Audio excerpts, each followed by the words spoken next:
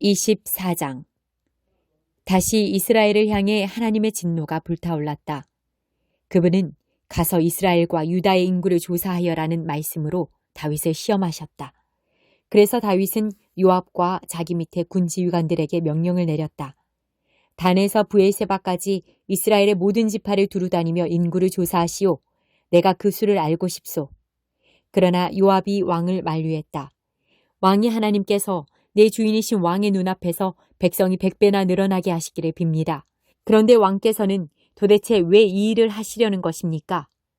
그러나 왕이 고집을 꺾지 않았으므로 요압과 군지휘관들은 이스라엘의 인구를 조사하기 위해 왕 앞에서 물러났다. 그들은 요단강을 건너 야셀 근처 갓지파의 계곡에 있는 성읍과 아로엘에서 시작하여 길르앗을 거쳐 헤르몬을 지나 단까지 갔다가 시돈으로 돌아섰다. 그리고 두로 요새와 히위 사람과 가나안 사람의 성읍들을 지나 브엘세바의 유다 네게베에 이르렀다. 그들은 온 땅을 두루다니다가 9달 20일 만에 예루살렘으로 다시 돌아왔다. 요압이 왕에게 내놓은 인구조사 결과는 건장한 군사가 이스라엘에 80만 명, 유다에 50만 명이었다. 그러나 인구조사를 마친 뒤에 다윗은 죄책감에 사로잡혔다. 그가 하나님을 신뢰하는 대신에 백성의 수를 의지했기 때문이다. 그래서 다윗은 하나님께 기도했다. 이 일로 제가 큰 죄를 지었습니다. 그러나 하나님, 제가 지은 죄를 용서해 주십시오. 제가 참으로 어리석었습니다. 다윗이 이튿날 아침에 일어났을 때 다윗의 영적 조언자인 예언자 갓에게 이미 하나님의 말씀이 임했다. 가서 다윗에게 이 메시지를 전하여라. 나 하나님이 말한다. 내가 너에게 할 수 있는 일이 3가지 있다. 3가지 가운데 하나를 택하여라. 그러면 내가 그대로 행할 것이다. 갓이 가서 메시지를 전했다. 이 땅에 3년 동안 기근이 드는 것이 좋겠습니까? 아니면 왕이 원수들에게 쫓겨 10달 동안 도망 다니시는 것이 좋겠습니까? 아니면 나라에 사흘 동안 전염병이 도는 것이 좋겠습니까? 생각해 보시고 마음을 정하십시오. 저를 보내신 분께 어떻게 하려면 되겠습니까? 다윗이 갓에게 말했다. 모두 끔찍한 일입니다. 하지만 사람의 손에 넘겨지기보다는 차라리 자비가 많으신 하나님께 벌을 받겠습니다. 그래서 하나님께서 아침부터 저녁까지 전염병을 풀어놓으셨다. 단에서 브엘세바까지 7만 명이 죽었다. 그러나 천사가 예루살렘 위로 손을 뻗어 그곳을 멸망시키려 할 때 하나님께서 그 재앙의 고통을 아시고 사람들 사이로 죽음을 퍼뜨리는 천사에게 말씀하셨다. 이제 됐다. 그만 물러나거라. 그때 하나님의 천사는 여부스 사람 아라우나의 타작마당에 이르러 있었다. 다윗이 눈을 들어보니 천사가 땅과 하늘 사이를 돌며 칼을 뽑아들고 예루살렘을 치려고 했다. 다윗과 장로들이 엎드려 기도하며 굵은 배로 몸을 덮었다. 천사가 백성을 멸하려는 것을 보고 다윗이 기도했다. 죄를 지은 것은 저입니다. 목자인 제가 죄인입니다. 이 양들이 무슨 잘못이 있습니까? 그들이 아니라 저와 제 집안을 벌해 주십시오. 그날 갓이 다윗에게 와서 말했다. 여부스 사람 아라우나의 타작마당으로 가서 제단을 쌓으십시오. 다윗은 갓이 전해준 대로 하나님께서 명령하신 것을 행했다. 아라우나가 눈을 들어보니 다윗과 그의 부하들이 자기 쪽으로 오고 있었다. 그는 그들을 맞이하고 왕에게 예를 갖추어 엎드려 절하며 말했다.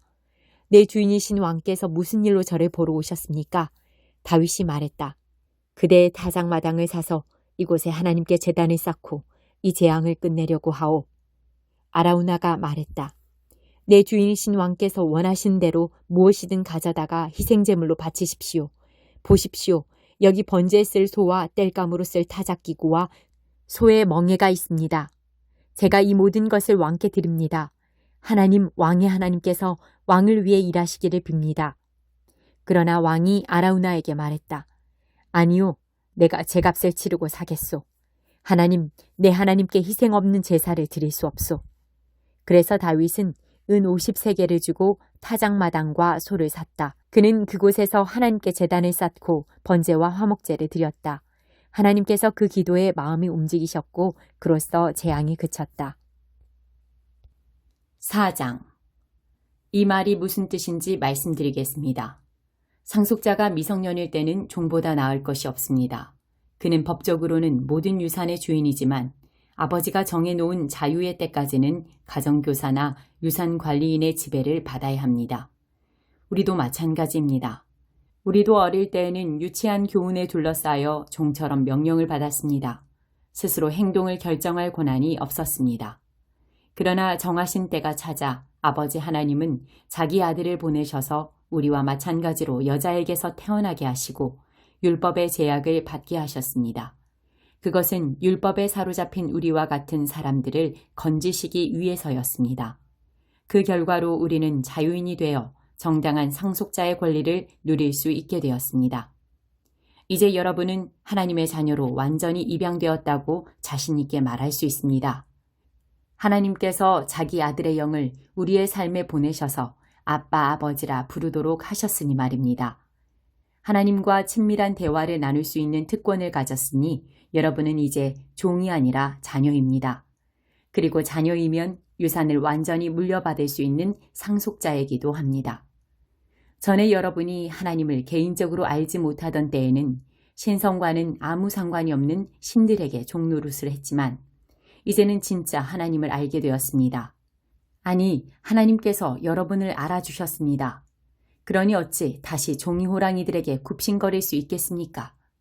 그런데도 여러분은 특정한 날과 절기와 해와 관련된 모든 전통과 금기와 미신을 두려워하며 꼼꼼히 지키더군요.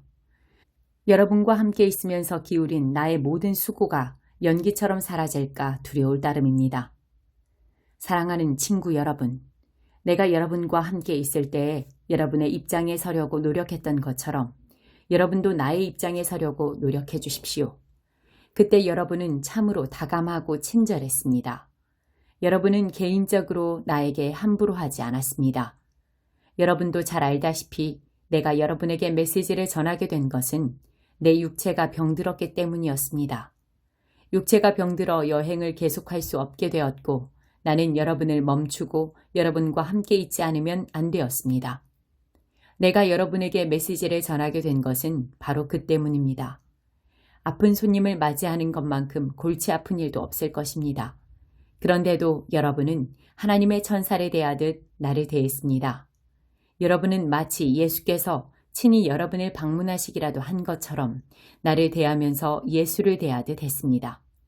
그런데 여러분은 그런 사실을 까마득히 잊었습니까? 그 당시 여러분이 느꼈던 그 만족은 다 어떻게 된 것입니까? 그때 여러분 가운데는 할 수만 있다면 내게 자기 눈을 빼주려고 한 이들도 있었습니다. 그 정도로 나를 생각한 여러분이었습니다. 그런데 이제는 내가 여러분에게 진리를 말했다고 해서 갑자기 여러분의 원수가 되었다는 말입니까? 도무지 믿기지 않습니다. 저 이단 교사들이 여러분에게 장광설을 늘어놓으면서 아첨을 떨고 있지만 그들은 더러운 동기에서 그렇게 하는 것입니다. 그들은 하나님께서 은혜로이 열어놓으신 자유의 세계를 보지 못하도록 여러분의 눈을 가려서 자신들을 중요 인물로 돋보이게 하고 여러분으로 하여금 자신들에게서 승인과 지도를 구하게 하려는 것입니다. 선을 열심히 행하는 것은 내가 여러분과 함께 있을 때뿐만 아니라 언제든지 좋은 일입니다. 내가 여러분과 함께 있을 때에는 나라는 사람과 내가 전한 메시지에 관심을 기울이더니 이제는 내가 여러분을 떠났다고 관심을 기울이지 않는 것인가요? 여러분은 내가 얼마나 절절한 심정인지 아십니까? 이 심정은 그리스도의 생명이 여러분의 삶 속에서 드러날 때까지 계속 이어질 것입니다. 나는 지금 산고를 겪는 어머니와 같은 심정입니다. 여러분과 함께 있다면 좋겠습니다. 그렇다면 이렇게 좌절감에서 터져나온 냉담한 편지 형식의 글을 보내지 않아도 되었을 테니까요. 율법에 흠뻑 빠진 여러분, 내게 말해보십시오. 여러분은 율법을 자세히 살펴보았습니까? 기억하겠지만 아브라함에게는 두 아들이 있었습니다. 하나는 여종의 아들이고 다른 하나는 자유인 여인의 아들입니다. 여종의 아들은 인간적인 묵인 아래 태어났고 자유인 여인의 아들은 하나님의 약속으로 태어났습니다. 이것은 지금 우리가 다루고 있는 주제를 잘 설명해 줍니다. 그 두 출생 방식은 하나님과 관계를 맺는 두 가지 방식을 가리킵니다. 그중 하나는 아라비아의 시내산에서 생겨난 방식입니다. 그것은 지금도 예루살렘에서 계속되고 있는 것과 일치하는 삶, 곧 끊임없이 종을 만들어내는 종의 삶입니다. 바로 하갈의 방식입니다. 반면에 우리 눈에 보이지 않는 예루살렘, 곧 자유로운 예루살렘이 있는데 그 예루살렘이 바로 우리의 어머니입니다. 이는 다름 아닌 사라의 방식입니다. 이사야가 기록한 것을 기억해 보십시오. 즐거워하여라. 아이를 낳지 못하는 여인아. 환성을 올려라.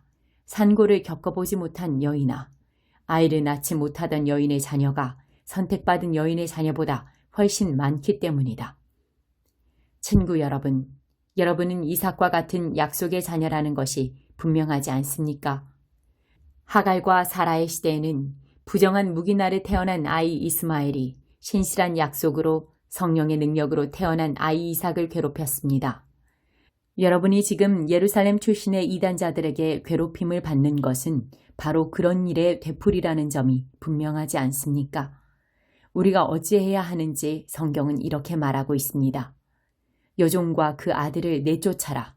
종의 아들은 자유인 아들과 함께 상속을 받을 수 없기 때문이다. 그렇다면 분명하지 않습니까? 우리는 여종의 자녀가 아니라 자유인 여인의 자녀입니다. 31장 레바논의 백향목 같았던 이집트 11째 해 셋째 달 첫째 날에 하나님의 메시지가 내게 임했다. 사람의 아들아, 이집트 왕 바로 허세 부리는 그 늙은이에게 전하여라. 천하를 호령하는 너는 내 실상이 무엇인지 아느냐?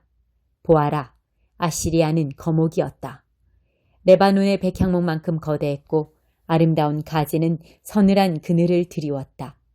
구름을 뚫을 듯 하늘을 찌를 듯 높이 솟은 나무였다. 마실 물이 넘쳤던 그 나무, 태고적 시면이 그를 높이 키워주었다. 그 시면이 나무가 심겨진 곳 주위로 강을 두르고 숲속 모든 나무에 물줄기가 뻗어가게 해주었다.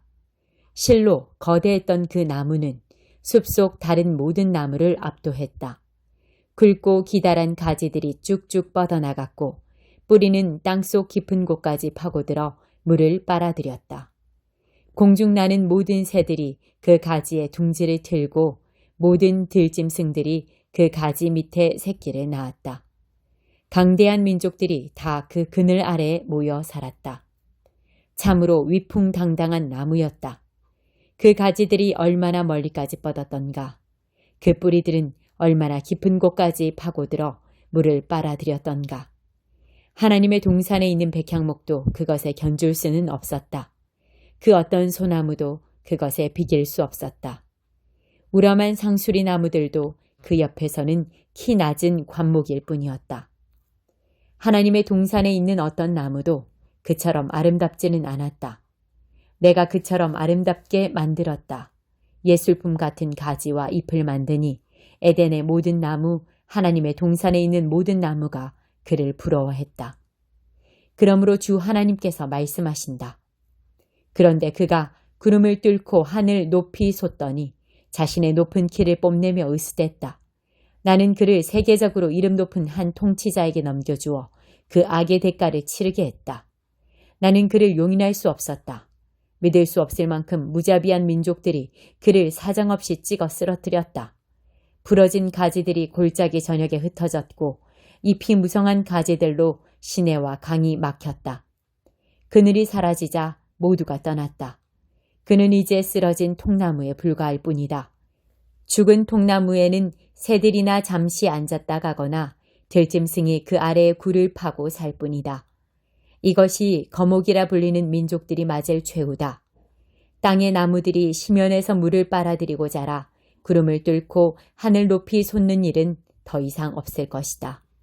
그것들 앞에는 죽음이 예정되어 있다. 흙에서 흙으로 돌아가는 인생처럼 다시 땅으로 돌아갈 뿐이다. 주 하나님의 메시지다. 그 거목의 장례식 날에 내가 그 시면을 통곡 속에 빠뜨렸다. 흐르는 강들을 막고 대양들을 정지시켰으며 레바논 산을 암흑으로 감싸버렸다. 숲의 모든 나무가 혼절에 쓰러졌다. 그 나무가 바닥에 쓰러질 때 나는 온 세상이 그 충격에 떨게 했다. 그 나무를 지하에 던져 이미 죽어묻힌 다른 나무들과 함께 있게 했다. 에덴의 모든 나무와 물가에 심겨진 레바논의 으뜸 나무들, 이미 그 나무와 함께 지하에 내려가 있던 나무들과 그 그늘에서 살았던 모든 자들과 죽임당한 모든 자들이 그것을 보며 위안을 얻었다. 에덴의 모든 나무 가운데서 너의 장려함에 비길 만한 것이 있더냐? 그러나 너는 이제 찍혀 쓰러지고 에덴의 나무들과 함께 지하로 떨어질 것이다. 이미 죽어 거기 쌓여있는 다른 통나무들처럼 할례받지 못하고 죽은 다른 자들과 같이 될 것이다. 이는 허세 부리는 늙은이 바로를 두고 하는 말이다. 주 하나님의 포고다. 79편 아삽의 시. 하나님, 야만족이 주님의 집에 침입하여 주님의 거룩한 성전을 더럽히고 예루살렘을 돌무더기로 만들었습니다. 저들이 주님의 종들의 주검을 새들의 먹이로 내주고 주님의 거룩한 백성의 뼈를 들짐승들에게 내주어 물어뜯게 했습니다. 저들이 그들의 피를 양동이에 물처럼 쏟아버렸습니다. 그들의 주검이 예루살렘 주위에 흩어져 썩고 있건만 묻어줄 사람 아무도 없습니다. 우리는 이웃민족들에게 한낱 농담거리요 성벽에 휘갈겨 쓴 낙서가 되고 말았습니다. 하나님, 이런 상황을 언제까지 참아야 합니까? 우리를 영영 외면하시렵니까? 들끓는 주님의 진노는 영영 식지 않으십니까? 노를 쏟으시려거든 주님을 전혀 개의치 않는 이방인들에게 주님과 경쟁하며 주님을 무시하는 나라들에 쏟으소서. 야곱을 파괴하고 그가 살던 곳을 부수며 약탈한 저들에게 말입니다. 우리 조상들의 죄를 우리에게 돌리지 마소서. 어서 오셔서 우리를 도우소서. 우리는 옴짝달싹할 수 없습니다. 주께서는 구원의 하나님으로 명성 높으시니 우리를 도우소서. 주님의 이름이 걸린 일입니다. 이 곤경에서 우리를 끌어내시고 우리 죄를 용서해 주소서. 주님의 명성대로 행하여 주소서.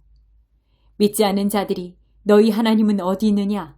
점심 드시러 가셨느냐? 하고 비웃지 못하게 하소서. 주님의 능력을 드러내셔서 하나님을 모르는 자들이 주님의 종들을 죽이고 무사히 넘어가지 못하게 하소서. 포로들의 신음소리를 들으시고 사형수 감방에 있는 이들을 죽음에서 구하소서. 주님은 능히 하실 수 있습니다.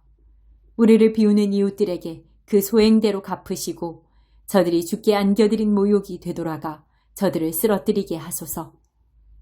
주님의 백성, 주께서 아끼고 돌보시는 우리는 주께 거듭 감사하며 만나는 모든 사람들에게 알리겠습니다. 주님은 참으로 놀라운 분, 참으로 찬양받으시기에 합당한 분이심을.